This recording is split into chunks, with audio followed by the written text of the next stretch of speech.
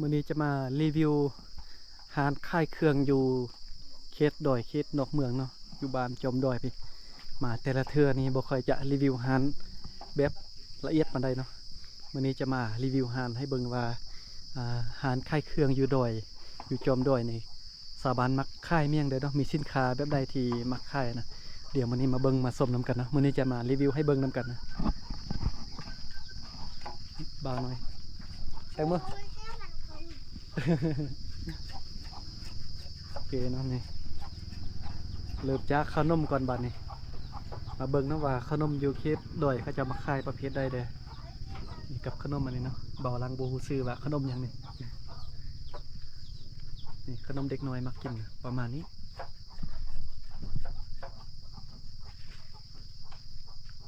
รีวิวขนมก่อนนะว่ามีขนมประเภทใดๆที่อยู่ดอยเขาจะมากินแบบนี้ล่ะแบบนี้นี่เขาจะมักขนาดแบบนี้นะเด็กน้อยอยู่ดอยนี่มักเทมักหวานนะขนมแบบนี้มารีวิวร้านให้เบิ่งนะร้านขายเครื่องร้านขายขนมเนี่ยมีเบียร์ได้นี่เบียร์ลาวนี่แล้วก็ขายแชมพูสระผมเนาะมียาสูบมีกาแฟขนมเนาะมีเครื่องใช้ชีวิตประจำวันนี่มีแฟบภาษาลาวว่าแฟบเนาะนี่นะภาษาไทยนี่จะเอื่นว่าแม่นยังเบาลังกับบุเป็นพงซักผ้าบอกเนี่ยเบาลังกับบนในใจเนาะภาษาลาวเอิ้นแฟบเนาะนี่มีน้ำยาทูเคียวมีครีมอาบน้ำมีสบู่เครื่องดื่มประเภทนี้นะกับน้ำส้มอันนี้เด็กน้อยยีดอยนี่มักกินขนาดก็ได้เพิ่มบ่ขนมน่ะกินบ่มาเอาไม่เฮาซื้อให้เจ้าน่ะ เลี้ยงขนมเด็กน้อยกันมาเนี่ยแล้วก็มีนี่ไวๆยำจัมโบ้เป็นมีแบบนี้นะมีเครื่องดื่มมีปลากระป๋องเป๊ปซี่เครื่องใช้ชีวิตส่วนใหญ่จะมีเครื่องใช้ชีวิตประจำวันเนาะแล้วก็อันนี้คาดบ่ได้เลยนั่งเมี่ยงนั่งยำตัวนี้เนาะ ภาษากระมุบาจะได้นั่งยำเนี่ยเขาบอกว่านั่งยำคือกันเนาะเขาบอกตำซับลาวเพราะว่าเขากินตำคนลาวแต่ว่านั่งยำมี2ประเภทเลยอันนี้ประเภทเผาเนาะเอาไปเผาไฟแล้วทับกินประเภทนี้นี่จืดใส่น้ำมันจืดเอาประเภทนี้นะแต่ว่าภาษาไทยนี่เอิ้นมีหยังนี่คอมเมนต์บอกเบาลังเลยเด้อว่าเอิ้นว่าจังไดนี่ภาษาไทยนี่เบาลังบ่ฮู้เนาะว่าจังไดนี่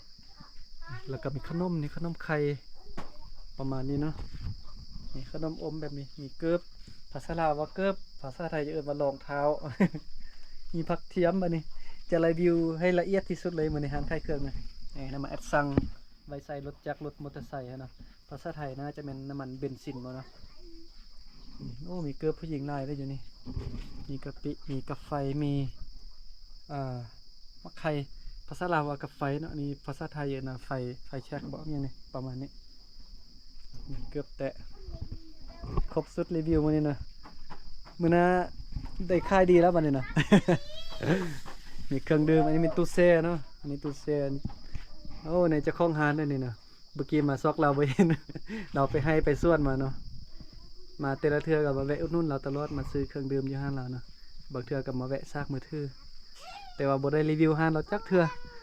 ถ่ายแบบผ่านๆแต่มื้อนี้ตั้งใจมารีวิวร้านให้เราเลยเนาะว่าขายยังเด้อส่วนใหญ่ก็ขายแบบเครื่องใช้ชีวิตประจำวันเนาะสบู่เป็นแฟบขนมของกินน้ำมันแบบนี้นะ